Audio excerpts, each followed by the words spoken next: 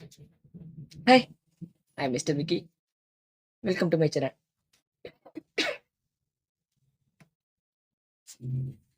ஒரு வழியா good bye டக்லி படம் பார்த்தாச்சு. வாய்ஸ் கொஞ்சம் இல்லை, நல்லாவே தொண்டை போயிருச்சு.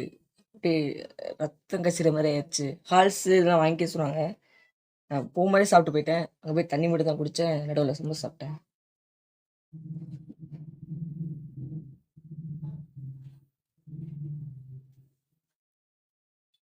நான் வந்துட்டு குட் பை டக்லி செகண்ட் சிங்கிள் இது God bless you ma'am, God bless you அதில் வந்துட்டு சொல்லியிருப்பேன். இது கேஜிஎஃப்க்கும் இதுக்கும் ஒரு இது மாதிரி கொடுத்துருப்பேன். அது கீழே டிஸ்கிரிப்ஷனில் லிங்க் தரேன், அதை பார்த்துருங்க. சொல்லியிருப்பேன் சூர்சாட்டா இந்த படம் ஹிட் அடிக்கும், அந்த அளவுக்கு இதான் வரும்னு சொல்லிட்டு. எக்ஸ்பெக்ட் பண்ணதை விட பயங்கரமாக வந்திருக்கு. இப்போ எனக்கு என்னன்னா, அஜித் ஃபேனா என்னாலே இது வந்துட்டு ஒரு ஸ்கை ஹை இதுதான் போயிருந்தேன், ஒரு எக்ஸ்பெக்டேஷன் தான் போயிருந்தேன். அதையே பிளாஸ்ட் பண்ணிருச்சு. Scene by scene, frame by frame அப்படியே வச்சு செதுக்கியிருக்காரு Adhik Ravichandran. Hats off man.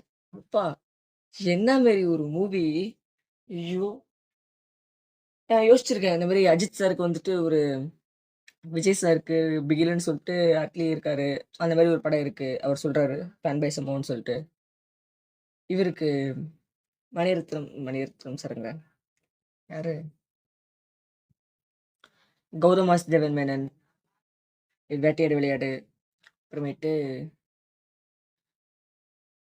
விக்ரம்ல வந்துட்டு லோகேஷ் கனகராஜ் சார், இந்த மாதிரி ஒரு ஃபேன் பை சம்பவம் மாத்துறாங்க. பேட்டை வந்துட்டு கார்த்திகை சோபதாஸ் சார், ரஜினி சாருக்கு தராங்க. அஜித்க்கு வந்துட்டு இந்த மாதிரி ஒரு ஃபேன் பை சம்பவம் இல்லையே அப்படின்னு சொல்லிட்டு பார்த்தா, இந்த மாதிரி ஒரு ஃபேன் பை சம்பவம் வேற எந்த ஒரு ஆக்டருக்குமே இன்னும் வரைக்கும் இப்ப இருக்க இண்டஸ்ட்ரியில யாருமே தெரியலையே அப்படிங்கிறது தான் நிதர்சனமான உண்மை.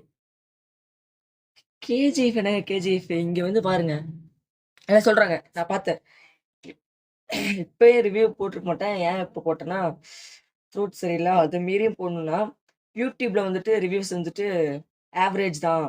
மீம் பேஜ்ல இருந்து எல்லாமே ரிவ்யூஸ் நல்லா இல்லை, கதை நல்லா இல்லை, ஸ்ட்ராங்கா இல்லை, ஸ்க்ரீன் பிளே வந்துட்டு சரியா இல்லை அப்படின்னு. இதுக்கு மேல ஒரு பக்கா கமர்ஷியல் என்டர்டெயின்மென்ட் மூவிக்கு வேற என்ன ஸ்க்ரீன் பிளே, என்ன கதை தேவை? கேஜிஎஃப்ல மட்டும் அப்படி என்ன கதை?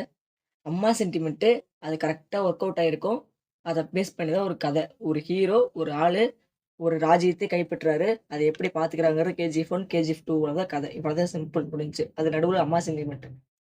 இதுல ஒரு பெரிய கேங்ஸ்டர் தன் பையனுக்காக விட்டுட்டு போன கேங்ஸ்டர் வந்துட்டு கேங்ஸ்டரா விட்டுட்டு, நான் மறுபடியும் வரேன். நார்மல் லைஃப்க்கு நான் வரேன். 17 வருஷம் ஜெயில்ல இருந்துட்டு, தன்னோட தப்ப உணர்ந்துட்டு, ஜெயில்லயே இருந்துட்டு, ஜெயில்னு சொல்ல முடியாது. தன்னோட ராஜ்யத்துக்கு கீழ தான் இருந்துச்சு ஜெயிலு. அப்படின்ற மாரி இருந்துட்டு, தண்டனை அனுபவிச்சுட்டு வரேன். 18த் பர்த்டேக்கு வரேன். பையன பார்த்துக்க வரேன் அப்படின்னு சொல்லிட்டு வரும்போது, அந்த இடத்துல ஒரு பையனுக்கு பிரச்சனை வருது. அந்த பிரச்சனைய மீறி, யார் இந்த மாரி பிரச்சனைய கொண்டு வந்தாங்க? அப்படின்னு சொல்லிட்டு மறுபடியும் ரெட் டிராகனா வரது தான் இந்த கதை. ஏகே ரெட் டிராகனா இருந்து வரது தான் கதை. இதுக்கு மேல என்ன ஒரு வேணும்? படம் பிளாஸ்ட் தான். ஃபயர் கத்தி கத்தி தொண்டே கிழிஞ்சிருச்சு. இன்னொரு சோக்கெல்லாம் போறதுக்குலாம் தொண்டே இல்ல. த்ரோட்ல இருந்து பிளட் திங் ஆகுதுன்னு நினைக்கிறேன். அந்த அளவுக்கு பெயின். அந்த பெயினை மீறியும் கத்து தோணுதுன்னா, அப்பா, நான் கிளிப் மட்டும் போடுறேன். அது எப்படி கத்துறேன்னு சொல்லிட்டு இன்ட்ரோ சீன் மட்டும் போடுறேன். அதை பாருங்க. ஷோ ஒவ்வொரு சீனும் ஃப்ரேம் பை ஃப்ரேம் அப்படி செதுக்கியிருக்காங்க. இந்த மாதிரி படம் தான் ஒரு இண்டஸ்ட்ரிக்கு தேவை. இந்த மாதிரி படம் தான் ஒரு இண்டஸ்ட்ரியல் ஹிட் கொடுக்கும். இதை தாண்டி புஷ்பா இந்த மாதிரி அதர் இண்டஸ்ட்ரி படத்தையே எவ்வளோ நாள் தான் அவங்கள கொண்டுட்டு இருப்போம். அப்புறம் படமே வராது. கோட் மாதிரி தான் படம் வரும். ரெஃபரன்ஸ்ல படம் இருக்கு. அஜித் படத்துல அஜித்தோட ரெஃபரன்ஸ் வைக்காம வேற எந்த படத்தோட ரெஃபரன்ஸ் வைக்க முடியும்?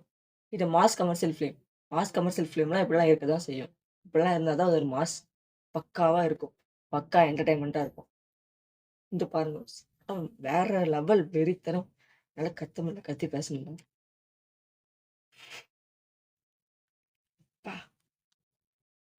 குட் பேட் அக்லி கண்டிப்பா போயிட்டு தியேட்டர்ல போயிட்டு ஃபேமிலியோட பாருங்க.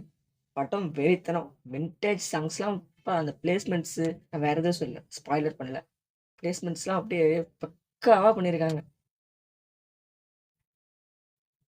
தல ஃபேன்ஸ் அண்ட் நியூட்ரல் ஆடியன்ஸ்க்குமே ஒரு பிளாஸ்ட் தான். ஃபீஸ்ட் 2025ல பெஸ்ட் ஃபிலிம். ஓகே, இந்த ரியாக்ஷன் உங்களுக்கு பிடிச்சிருந்தா சப்ஸ்கிரைப் பண்ணிக்கோங்க. For more videos subscribe and bell பட்டனை கிளிக் பண்ணிக்கோங்க. பாய்.